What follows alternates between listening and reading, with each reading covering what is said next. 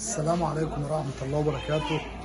النهارده بقى معانا بوتاجاز جميل جدا دلوقتي، اسمه ايه؟ يونيفرسال القديم من الطراز القديم. البوتاجاز شوف الحالة بتاعته عاملة ازاي، ما شاء الله كويسة ماشي. هوريكم طرق،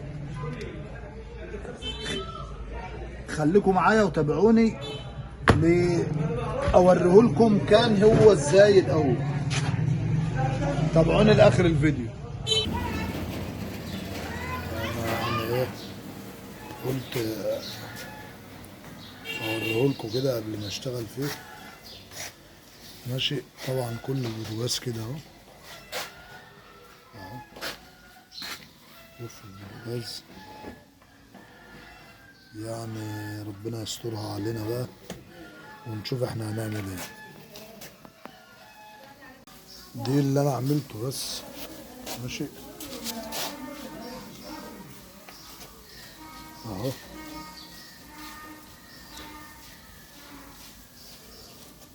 حاجة بس كده ايه، لسه طبعا مكملتش اهو. ربنا برضو ايه، انا بوريكم مراحل الشغل يا جماعة.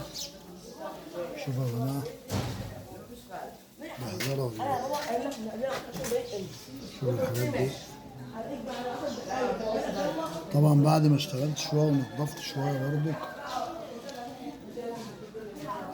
وتابعوني برضو للآخر الفيديو.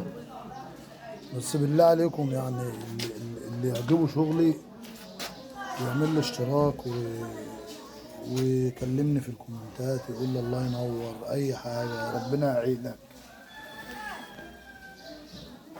السلام عليكم ورحمة الله وبركاته. دلوقتي انتوا طبعا تابعتوني في اول الفيديو البوتاجاز ده كان عامل ازاي. تعالوا بقى اتفرجوا عليه دلوقتي هو بقى عامل ازاي. مفاجأة طبعا في البوتاجاز، مفاجأة. ده بوتاجاز اللي كان في اول الفيديو عامل كده. ده البوتاجاز اهو، بالصلاة على حضرة النبي. البوتاجاز بقى 10/10 من جوه ومن بره اهو. البوتاجاز حتى الجناب اهي كمان اهي ماشي، والناحية التانية كمان اهي. انا بصراحة تعبت في البوتاجاز ده واتبهدلت فيه، بس الحمد لله. لو الحاجات دي الفيديو دي يعني بصدكم، بالله عليكم تعملوا لي اشتراك في القناة وتكلموني في الكومنتات وتقولوا لي لو كل اي حاجة جديدة انا اعملها لكم ان شاء الله في قناة رزق شباب. والسلام عليكم ورحمة الله وبركاته.